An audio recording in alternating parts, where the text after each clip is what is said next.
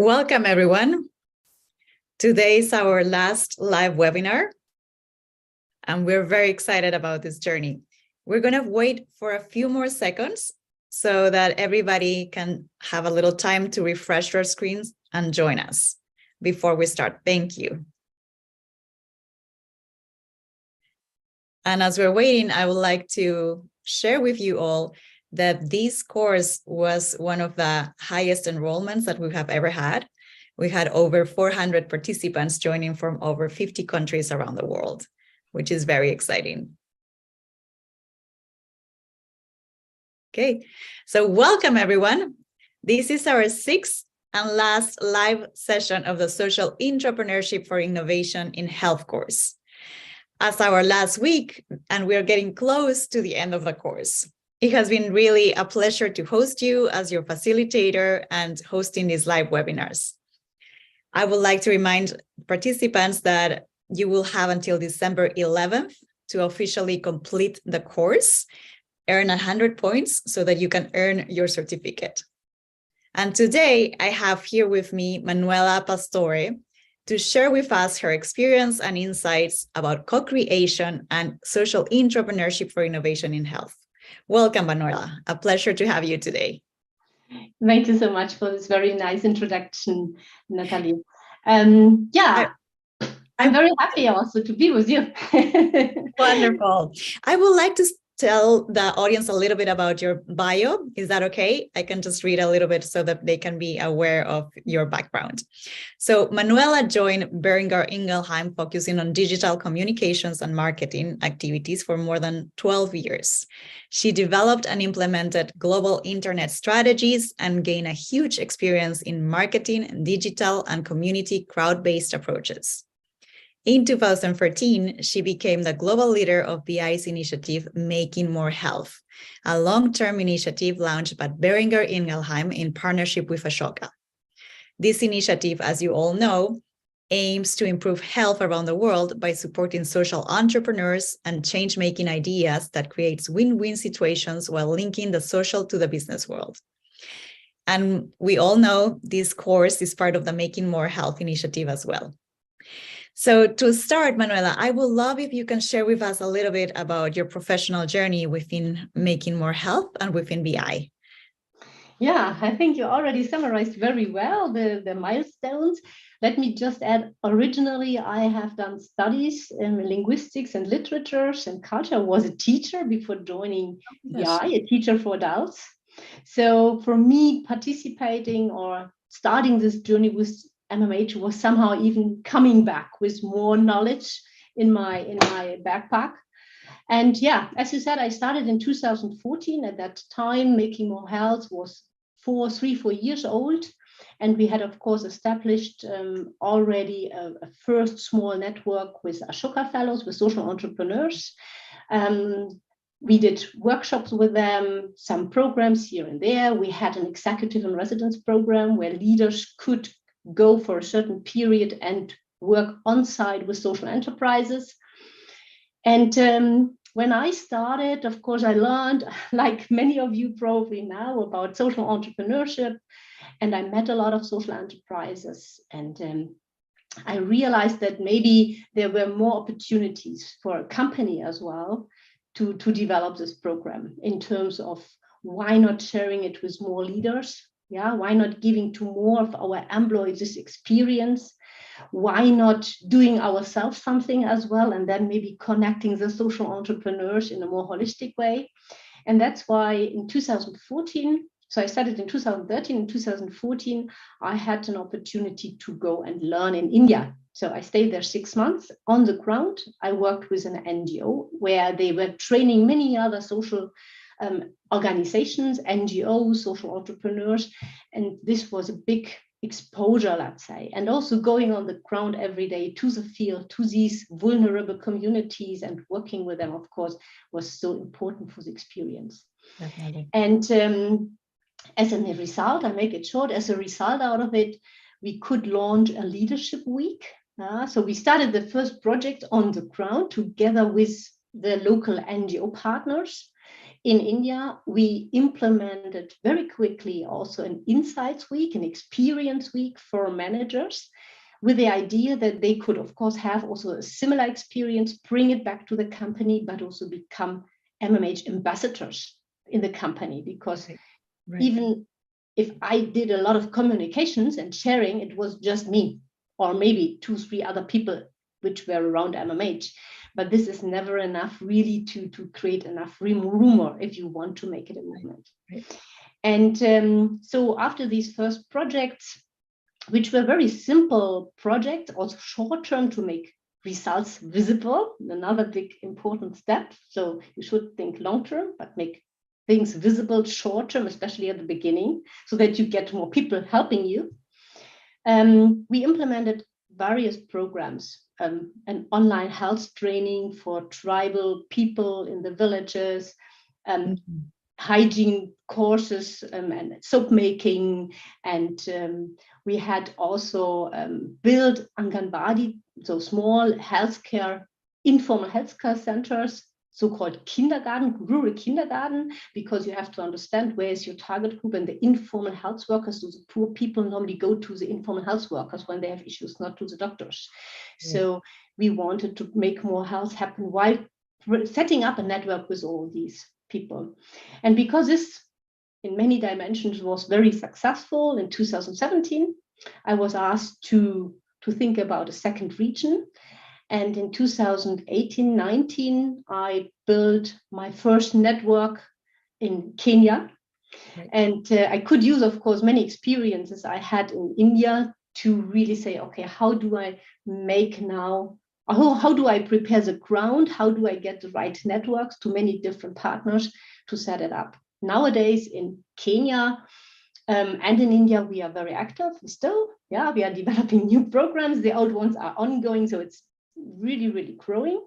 In Kenya, for example, we have now 9 locations with different communities in central and western Kenya, and we have also 3 fully constructed MMH centers, buildings with production rooms, with training rooms, with employees who engage and do a lot of training there, online, on-site, but also social entrepreneurs now who come and bring in specific solutions. Because, and this is probably what I will tell you many times in this lesson, one of the biggest learnings I had is the people. If you start really to think from the people's need, from the community's need, you realize very quickly that they have not just one big challenge or 2 big challenges, but they can only grow if all the basic challenges somehow are solved at a certain level at least. So I'm talking here about, even if you think about health has to do with nutrition, it has to do with farming, it has to do with water, it has to do also with mobility, and income generation. For example, if farmers don't have a storage hall, then they have to sell what they cultivate at a very low price. And this is so low that they don't earn anything. And if they don't earn, they cannot even pay the bus ticket to go to a doctor or medicines or a basic health insurance. And if you look at this in this perspective, then you realize, okay, there are maybe 10, 15, 20 basic topics that have to be there, from education, mobility, hygiene, health, income generation, infrastructures, and so on. And this is a holistic approach I'm now working on. And therefore, I'm also saying I started as a social intrapreneur to build these things. And with all the experiences and milestones nowadays, I would say I'm rather a change engineer, because on one side, I have my system, my networks, my communities who are linked together. And on the other side, I have a lot of networks to social entrepreneurs, to employees, to universities. And all I have to do is to understand which is the need, the actual need or the actual needs, and how can I bring in the right people with the solutions and connect them. And that's why I say it was a journey from a social intrapreneur. I think I'm still a social entrepreneur, but I would rather define myself or describe myself today as a change engineer, someone who brings together the puzzle pieces to have a big picture of solutions. Thank you, Manuela. I feel like it's a really great way to hear your story of how it evolved, and also like learning about like the different needs from the different people, so that it requires a holistic approach, and that's how your role was changing. I really appreciate you sharing with us this. And as you know, in preparation for this live webinar, we have a discussion forum, and we have been receiving a lot of questions already. I was mentioning that to you before we started. And so I would like to bring one of those questions because it's related with how did making more health started. So it's actually a question that several people were asking, and including Claudia Lomeli from Mexico, Chijoki from Asuke from Nigeria, and Anna Heitzman from Switzerland. How did Boehringer Ingelheim came up with their initiative Making More Health? Was it at some point part of the CSR strategy and then evolved into something else? No, not really. Yeah. So when we started Making More Health, Boehringer had no CSR department or CSR responsible person. Of course, Boehringer was doing several social activities, but not linked to each other, and also organized by different departments all over the world and colleagues. So in 2010, Boehringer celebrated 125 years anniversary.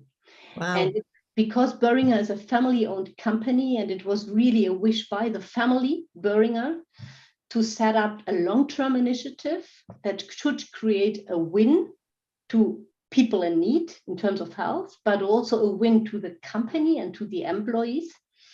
We had two sponsors who were going around and just thinking, oh, what kind of initiative should this be? It should be also working internationally. It should be also a long-term initiative. And I have to say, there were a lot of chances, not even planned situations. In all the MMA, this is happening again and again. But at that time, one of the sponsors met a person who knew about Ashoka, an old school friend. And when our sponsor went to Paris in train and talked to this person by chance, then afterwards he connected with Ashoka, and this is how this partnership and the idea of MMH came up. Now, of course, this will not happen 100 times now, but I think generally what is important is you need, for such an initiative, you need, of course, to have some sponsors, and you need to have also, let's say, somehow a willingness by the board members to do something like that. I'm not saying you need a lot of money. For example, the project themselves in India, I started them with 25,000 euro. The network of the Ashoka Fellows, and let's say how much you want to donate, for example, to support social entrepreneurs, this is something you can still work on, and this will also develop the better the results are. But you need to have the willingness and some people in the company, or even without, if you're not working in a company, who help you right from the beginning. Alone, it is very, very difficult. Definitely. Yes. No, we're meant to work together and do things together. Yeah. And I definitely want to come back into this partnership and like the importance of partnership. But before, I would really like to lay the foundations of why BI at a corporate level is interested in investing in these co-creation initiatives. What is in it for the business, and what is the difference with corporate social responsibility? Yeah, as I told you, we had no CSR department, and this initiative started. And it started before we had, for example, the Sustainable Development Goals. Now, in the last years, we all see there's big movements coming up, and many companies now have to also demonstrate that they create impact also socially, for example. But when we started in 2010, this was not the case. Great. However, the tricky point, or the interesting point in it, was the idea we do not want to have a CSR department, because when this initiative was discussed or came up, it was discussed, how should we run it? Should we form a department or a sub-department for it? Should it be somehow led by the board members, or yeah? And the idea was right from the beginning, no, this initiative should create a win to Boehringer as a company, not in terms of reputation, but in terms also of innovation, of different thinking, of mindset shifts. Right. And therefore, when we started, or still in the first years when I was active, we had this initiative from an organic Scrum perspective with communications, because one of the sponsors was in communications, a high-level supervisor. And nowadays, because of course it was successful, and because now we have added many, many more dimensions and the movement is big, this Making More Health initiative is in the corporate strategy department. And if you ask, you will always hear this MMH should not become an extra foundation or an extra CSR department, which, by the way, we still not have and we will not have, but it should be in the DNA or get into the DNA of Boehringer. This mindset shift, asking different questions, thinking social entrepreneurial ways, questioning the status quo. This should start everywhere where the people start working from, because you can also in the traditional business, when you do marketing, when you start a project, you could also at the beginning, for example, include a social entrepreneur in the discussions. And this could lead to a totally different way the project management will take, even in the core business, just because you get different ways on how to think about it, and not just from a business perspective. And the issue is very often that we have a certain education.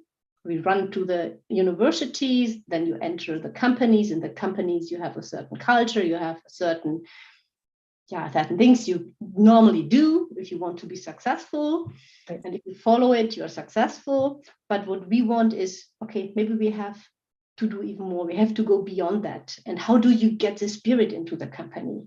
People might have ideas, but how can this really grow and become and create this kind of win? And that's why we say it's not just what we do directly under this MMH initiative, which now we call it officially as part of the corporate strategy, but it is also how do we create a movement of change, of mindset shift, which then not directly is in our areas in India or in Kenya or in our MMH projects, but maybe also in the business. Right. I can give you one example. For example, we asked the sales reps in Kenya, because in Kenya we are working with people with albinism, and so we have an average of albinism which is much higher than in many other countries. And you can imagine in Kenya being white and looking different is a big issue, and especially because these people are very poor often, and there are a lot of superstitions and also rapes, and they cut fingers and to these people. So we wanted to raise more awareness among the population. What we did is we asked our sales reps with flyers we prepared about raising awareness what albinism is, and it has nothing to do with our business, and to bring these flyers even to all the doctor studios and hospitals, just at the reception. And this helped a lot, even indirectly our business, because the doctors started to be interested. So I'm not saying this is directly MMH, because this is not our scope to enlarge our business. But what we see is that out of social entrepreneurial doing, you can also create an added value to the core business. And that's very, very interesting to see. Also, MMH is not about treatments, just to be clear here. It's not about selling our products, but it has some side effects. It's about building relationships, building trust, and helping the doctors, for example, even to be able to share things when normally they are not knowledgeable about. Right. Perfect. Yes. I can see it, like what you were saying, also of like changing mindsets and like being more open and innovative for the company. And then also what you're saying, building relationships, building trust, and increasing sales through all these activities at the same time. Which is not the scope. But if, for example, in our farmer communities, they learn so much, and they get also chicken, and then because they have nutrition issues, and now they have chicken and eggs, and they have known also on how to raise this chicken. And now they say, we have heard we should vaccinate the chicken. We want your vaccination. Still, we are not giving them our vaccination, but the local one. But they're always coming saying, we trust you. We have learned We had a benefit. And you see, this is something, if you're in a business and you want to start something, you should consider that and also share it. There is a very concrete win for the company in terms of such kind of examples. But of course, there's a much bigger win even when leaders share this experience, start to ask different questions, learn from social entrepreneurs that you can look at things also differently. You can ask different questions. We always ask the same questions in our bubbles where we are. Yeah, what are the KPIs? And then sitting in the office, we say A, B, C, D, E. We do it, we measure it, and of course we are successful, but we don't ask what kind of impact might it have. For example, women's health, would you ever ask, what does it mean for the men? No, you would not, because this is out of our space in this moment. But if you connect with a social entrepreneur who works with women, he will tell you probably, hey, you should consider also a man in your project, because the women are not living in an isolated world. Right. If you do this and that, then of course, and you don't help in the same time the families or the men behind, this might even lead to negative side effects, which you don't measure, but we should look at it so more holistically. Right. Right. So everything is like an ecosystem, really. And yes, we're all part of it, and we're all interconnected in a way, and we have different roles, and it's important to make sure that every part is fitting the right way. So my colleagues are just telling me that we have over 90 people watching us live right now. So I just wanted to share that with you. Yes. And I think we're very clear in terms of what is in it for the business for Boehringer Ingelheim. And I would like to now move a little bit into partnerships, because I know you have a lot of experience co-creating a network of partners to create systemic change. So I would like to read, if that's okay with you, something that you wrote in the Making More Health magazine. You wrote, networking with unusual partners is a powerful, insightful, and very needed step that leads to new ideas, more impactful partnerships, and a more sustainable way of doing things. Can you tell us more why partnerships are so necessary for systemic change, Manuela? Yeah, of course. You also mentioned the keyword systemic change. So we are not looking into identifying a need and to bring a solution. Mm-hmm. But we're really looking into a systemic change, which means it is not just about helping, for example, our farmers to do better farming. But these farmers are also husbands, men, people who need more health, more education, digital skills, and so on. So they live in a system. Yes. And if we want to optimize or to give them better opportunities to empower themselves and to empower even their communities, because it should become also self-sustainable after a while, then we have to look at the whole system. So it does not help just to say, here you have better siblings and this is a better farmer methodology, but you look first of all at the whole system of farming. So do they have storage rooms? Do they have vehicle that they can bring the harvest later on to the market? Do they have basic business skills? Do they have digital skills? So this is already a small system. But as I said, these farmers are also husbands, and they are also part of a cooperative, and they have also a certain role in the whole big families. So if we really want to make it sustainable, I have to look at the whole system where this person or this community lives in.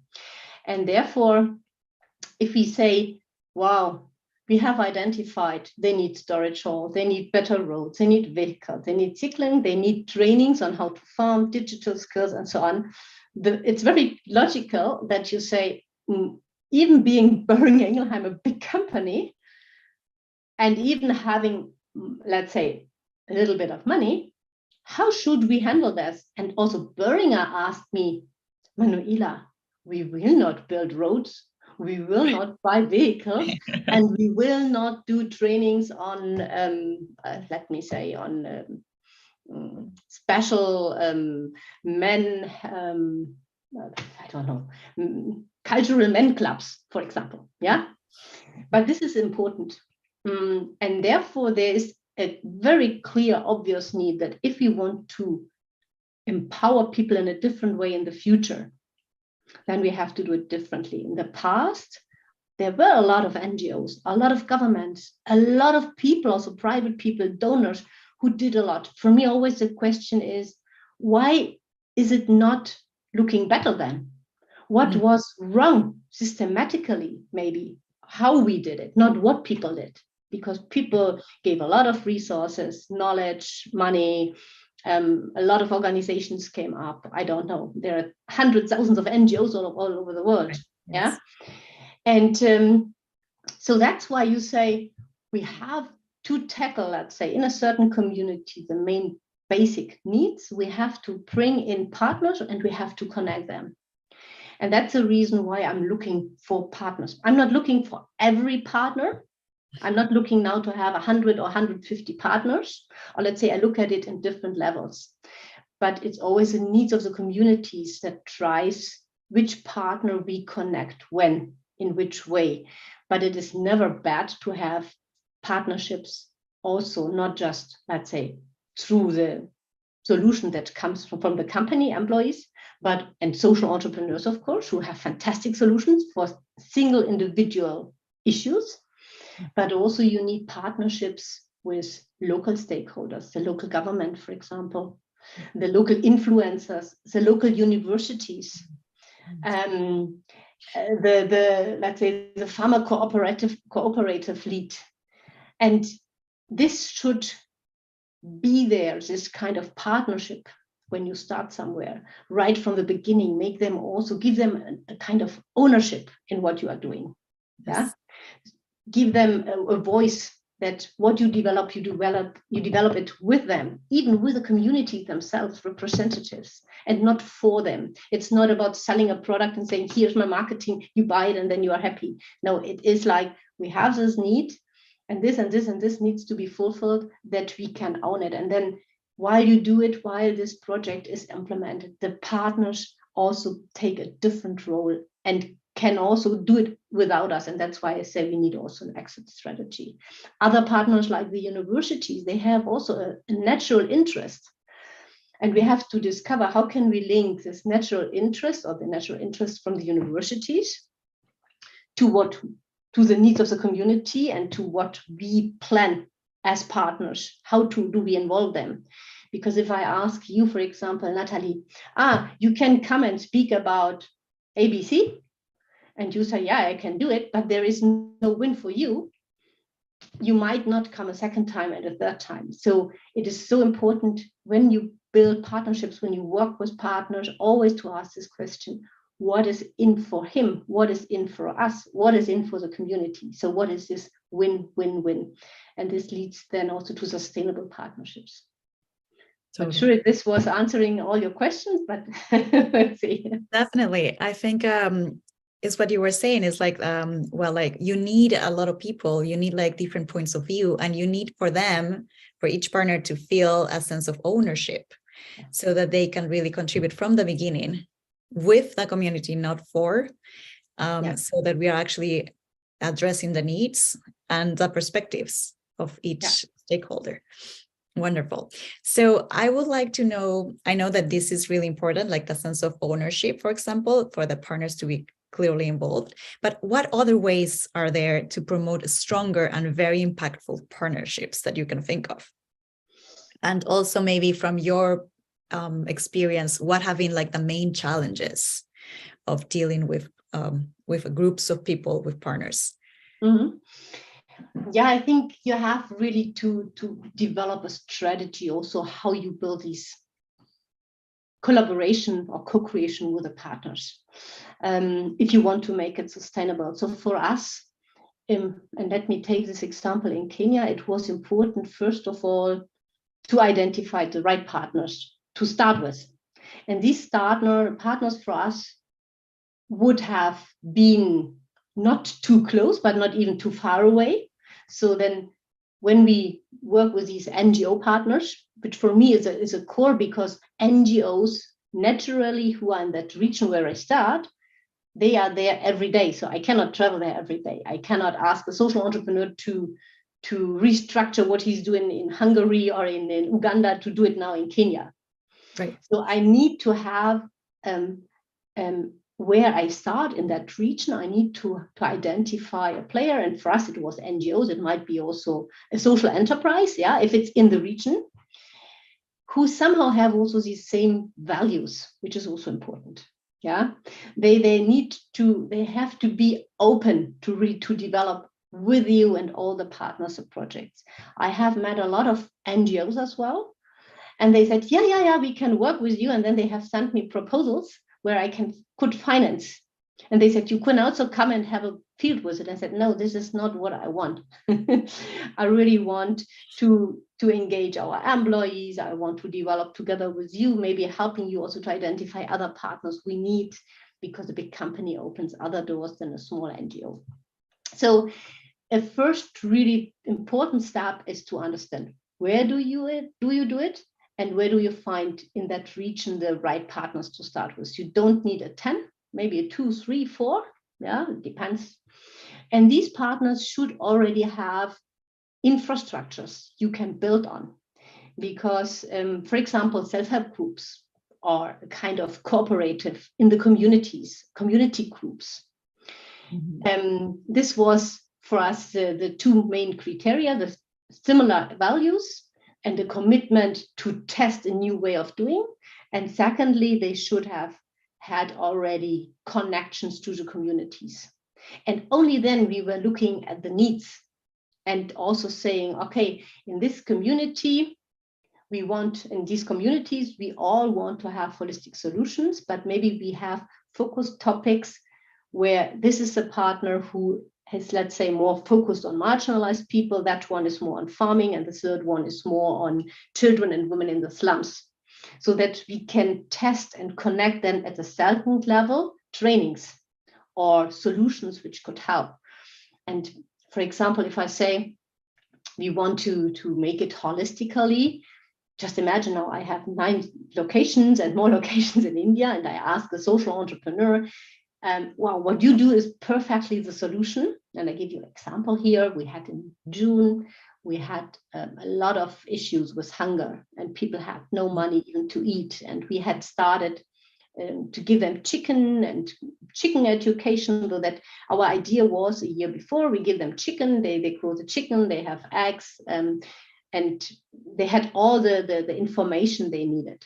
And they had chicken, but suddenly they had no food anymore, no feed for the chicken.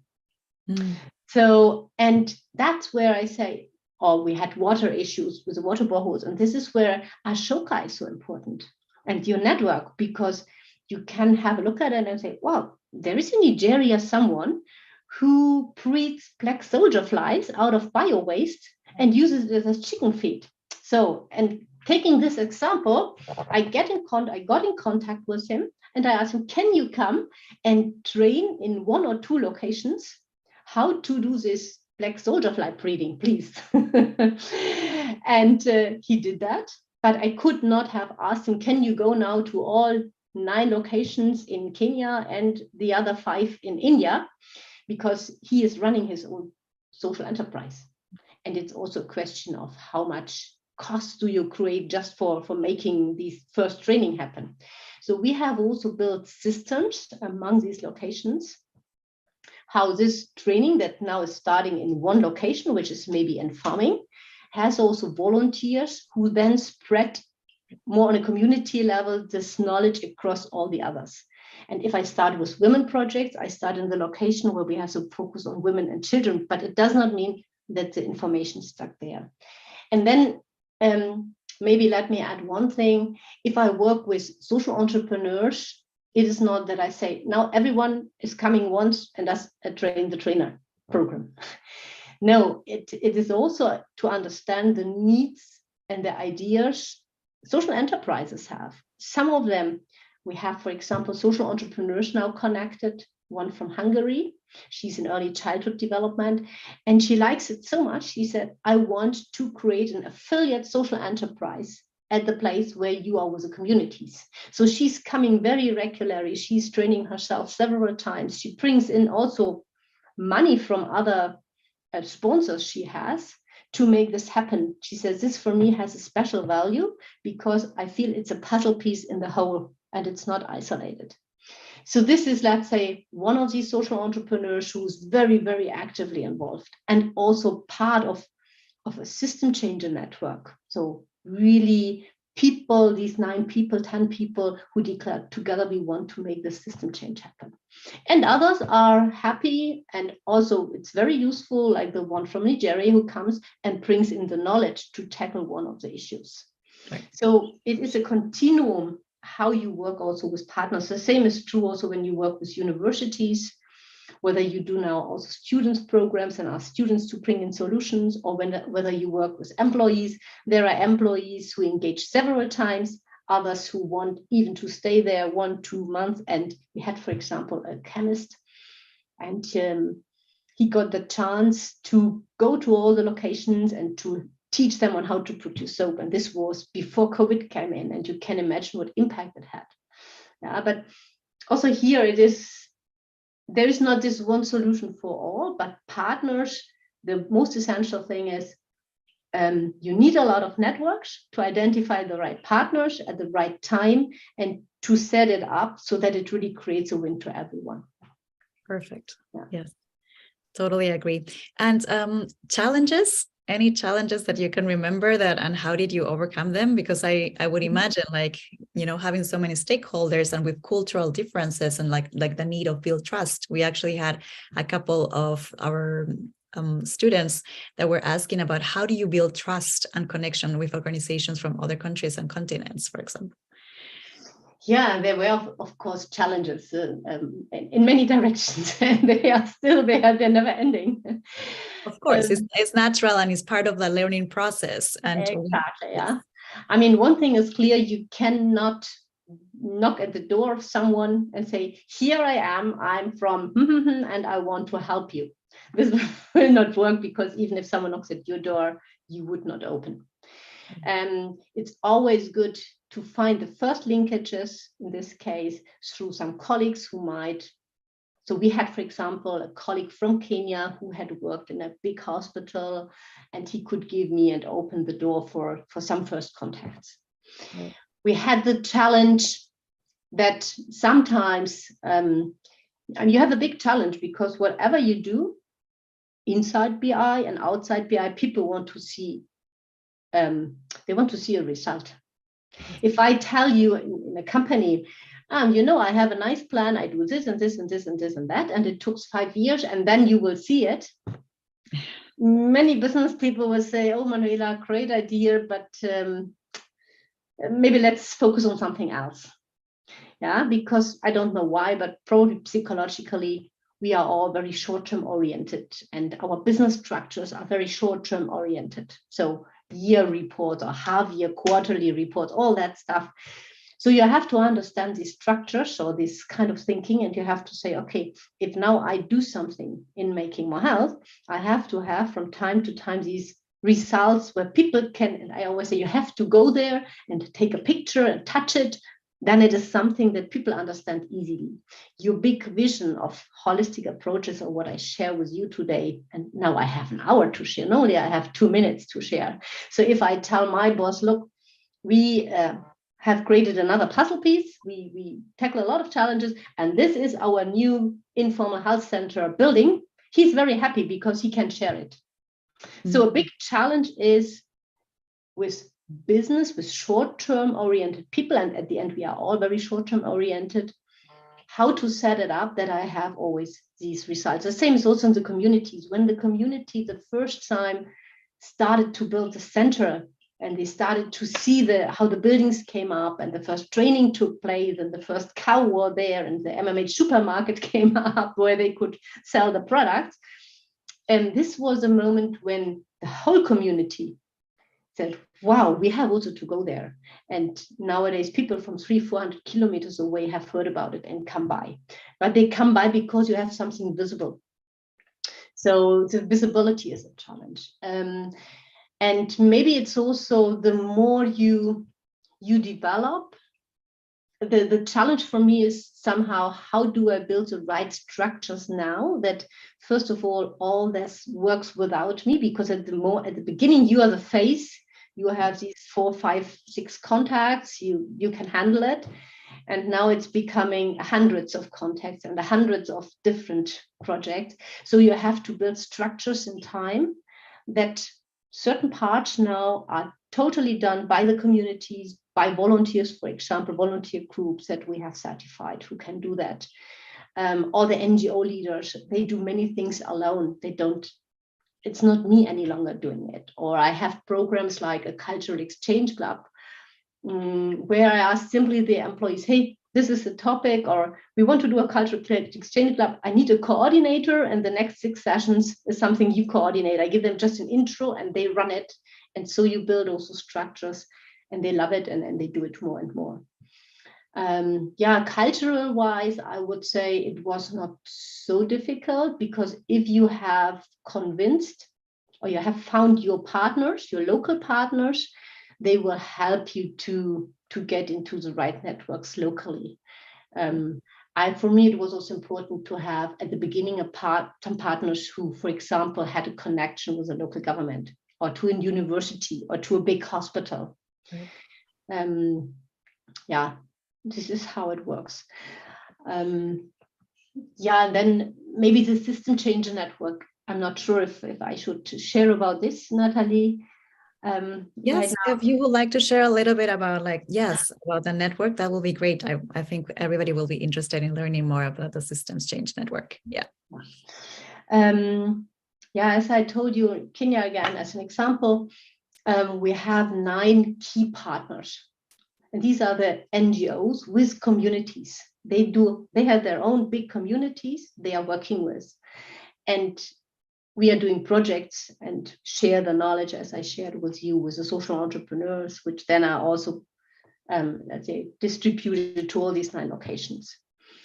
And these 9 partners have committed that they also invest, besides investing into their own communities, for example, to help with volunteers, that these volunteers exchange so that knowledge can move from A to B. They have also committed to invest into the system itself. How can we build it? And we have, for example, in last year, we have done a nice game. And this game was, okay, now everyone has here a piece of wool, and you build all these connections visually with whom you are connected in the room. Mm-hmm. So at the end, we realized, okay, Sarah, mostly all connected with all. And then I said, okay, and which other connections do you have? And then they started to put up papers. They have connections to the government in Nairobi, others to the soccer clubs, other ones had connections to universities.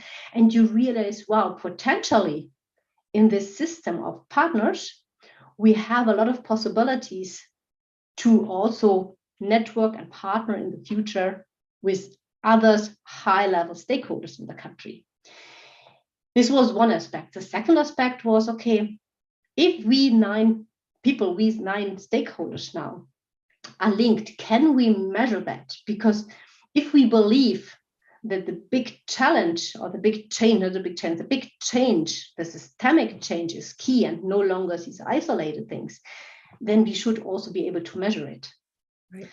And this means you have to measure, it's not the one and one and one and one, not the one training and how many times you trained and what you trained and how many people participated, but it is this, how did you link it? So we developed a kind of system change and network analysis tool. And we said, okay, we have several criteria now described with a number that corresponds to the criteria we had set up. What is the number of your linkage? So for example, I could say, I have seen Natalie 3 times. We have done 2 programs together in the same space, so always about education, let's say. But we have never met in person. We have not worked longer than 5 years. So we had several components in that. And I could say, our linkage, Natalie, right? We would maybe say it's a 2 between 0 and 5.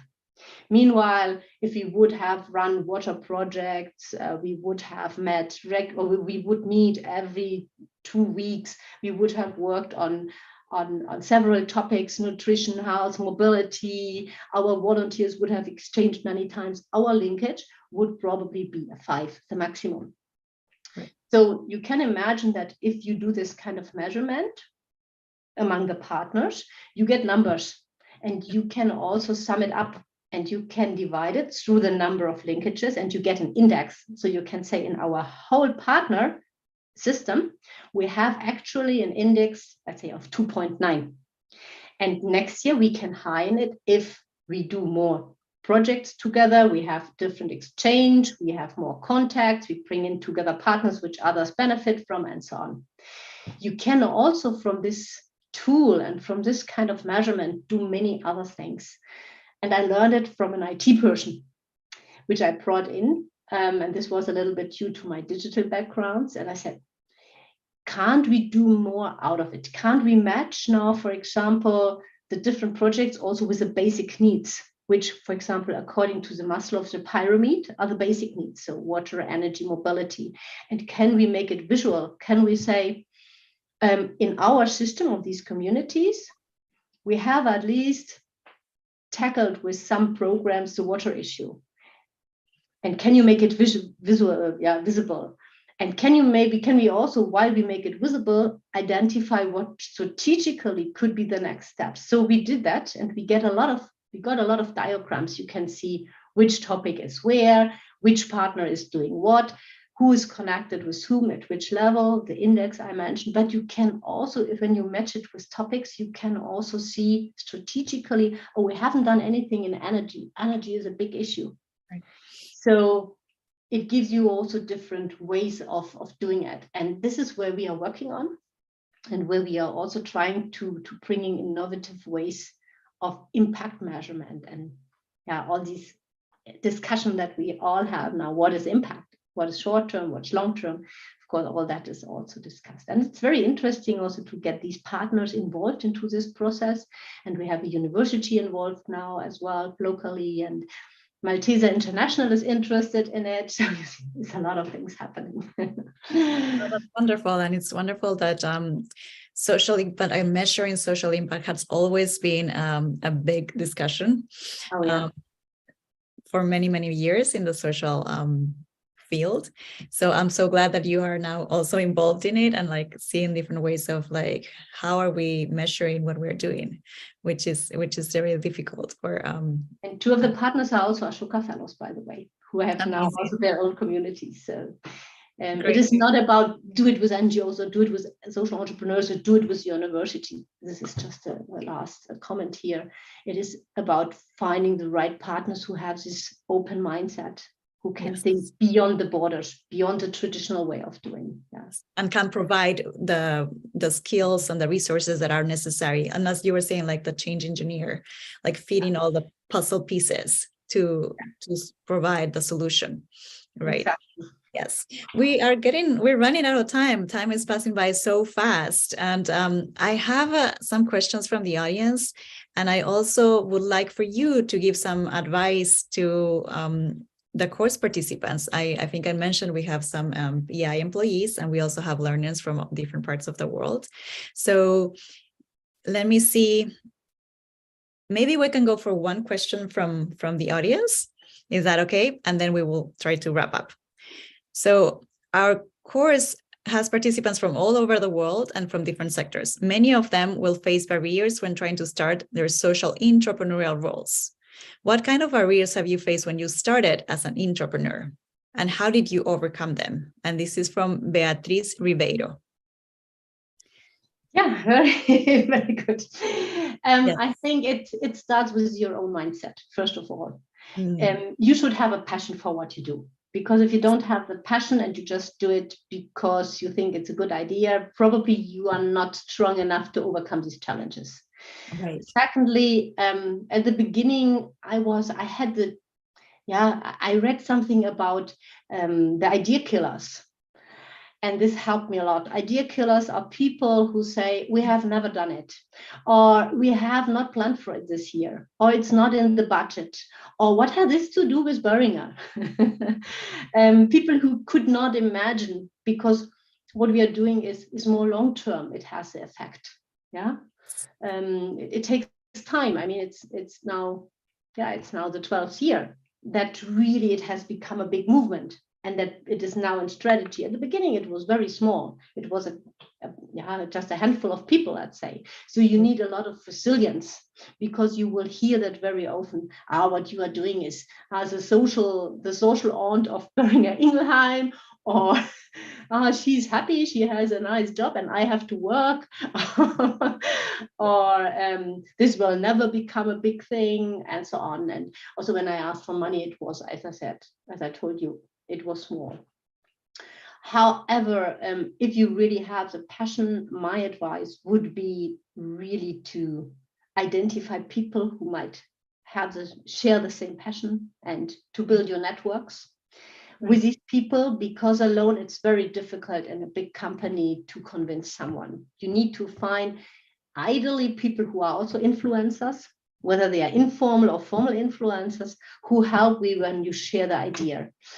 And a very personal hint from my side, I normally never go alone, or at the beginning at least, I never went alone with an idea to a decision maker, high level, because if you go alone, it's so easy that this person says no. Right. Then you go away and he says, frustrated. If you go with 2, 3, 4 people who maybe also belong to other departments, and you invite 3, 4 supervisors from 2, 3, 4 different departments, you will psychologically, you will see that they might say, you should look into this, and you should work a little bit more on that perspective. But the way, or this this spontaneous no will not come, and this is your first win. Right. Yeah. And there are many reasons why people do that. Sometimes even ourselves, even myself, I say, oh no, I have no time for it, or I think it, and then it's a no. But you have to give it the right exposure when you start. This is what I want to say. I really like that advice, going with a group of people, so that it also shows that you're not alone. This is not just your idea, but that you actually have discussed it with other people. You already have like people like that share your same passion and vision. So. Yeah, and maybe also here an additional one, which I think it's very important. Start to engage. Don't plan too much. Right. Start rather small, very small, and grow big. It is much easier in a company to get 10,000 or 20,000 euro or 5,000 or even 2,000 than having a full-fledged plan, which then at the end you would need 100,000, because here the risk for many is too high. So the smaller it is in terms of resources, and I'm not just talking about finances, the more or the easier it is to get also the buy-in. And okay, you can start it even if it's in secondary. You do it not as your main work, but you do it secondarily. And this is how I started. And by the way, this was also a tip I got from Ashoka. One of these Ashoka guys, your big people in Washington, who said you should never start in the main flow, because if you start and make it big, you will have so many challenges, so many compliance issues, and people who want to add their ideas, and becomes bigger and bigger. And before you start, it will all die off. So start small, start in an extra stream with a few people, use some good tactics. And once it is a success and you have something tangible, then you can show it. And indeed, this is also how we started the Leadership Week. I did not do it through HR. Right. It became very quickly one of our global leadership programs. Right. But it was not this idea. I go to HR and ask them if we can shape together a different leadership program, because they would have said, Manuela, you are not in HR. This is our job. Yeah, this is the... Yes. Yeah, totally. And I just feel like it's so true that we just have to start small, and then gain some experience and have something to show, tangible results. As you were saying, like people want to have results. Yeah. So, and then you can just keep growing and keep growing. So I love that, Manuela. Thank you so much. And we're really running out of time. So just to close, I would love if you can also share some advice. We have several Boehringer Ingelheim employees that are participating in this course right now. So what would be your advice for BI employees, and also if it's possible to give advice for the rest of our course participants about that have an entrepreneurial idea and just going to start? What are the next steps? What would be the next steps for them? Yeah, so for the Boehringer employees, definitely we have a platform which is called mmhconnect.org. Here you find a lot of project proposals where you can directly start, and the engagement varies from a small workshop where you can become a trainer up to a half-year support for a social entrepreneur in helping him to build a business strategy or communications or whatever. So this is a big source of finding opportunities. You have already participated in the social entrepreneurship course, so now it could be an idea also to have a look at the executive and residence program, or to come to one of our Making More Health Insights Week in India and Kenya next year. If you're interested in that, you can contact me, or you can also, of course, contact Tanya Vermeer in HR, but just let me know, then I can give you all the details. And you find also some basic information in our intranet. We have also a Making More Health convention next year. So, but you can just write me, I put you on a list, a distribution list, and then you will get a lot of information what kind of events are also happening. For those who are not Boehringer people, again, I would say, start in a field where you're really interested in. Where is your passion? This should be your first question. What is really, do you want to work with children? Do you work with women? Look, where can you do it? Is it maybe where you live? Is it somewhere where normally you can combine it with your business trips? Find partners there, external partners. Start small to work with them, talk to them, build your networks. That's how it is. Yeah. And then from there you learn, you experience, and it's not that you need now the final plan.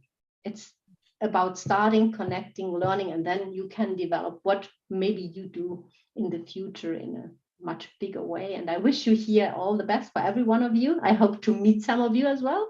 Who knows? And if you want to connect, you find me on several channels as well, in BI, but also on LinkedIn. And I'm happy if I can share. Thank you, Natalie. Also to Thank you.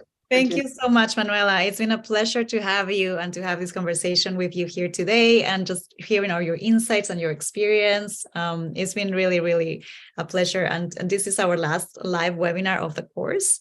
So I feel really grateful that we're closing it with you. So thank you. So thank you, everybody, for joining us today and being with us for this 6 weeks. And I would like to remind everybody who has been watching live to please scroll down and click yes to the question so that you can get your extra points. I know some of you are very interested in all your points. And also to remind you that you have until December 11th to complete the course and earn 100 points so you can receive your certificate. And also, once you receive your certificate, you will belong to a network of professionals from all over the world who have embarked on the change-making learning journey. So thank you, everyone, for being part of this live webinar, for being here with us with Manuela, and just participating in the discussion forums. I encourage you to just keep doing that, and also to keep sending your assignments. We're really looking forward to reading them. And we are also very looking forward to hearing more about you and your next steps in your social entrepreneurial initiatives. It's been a pleasure to facilitate this course with my colleague Indrani, and looking forward to hearing more from you on the platform. Thank you, everybody. Goodbye.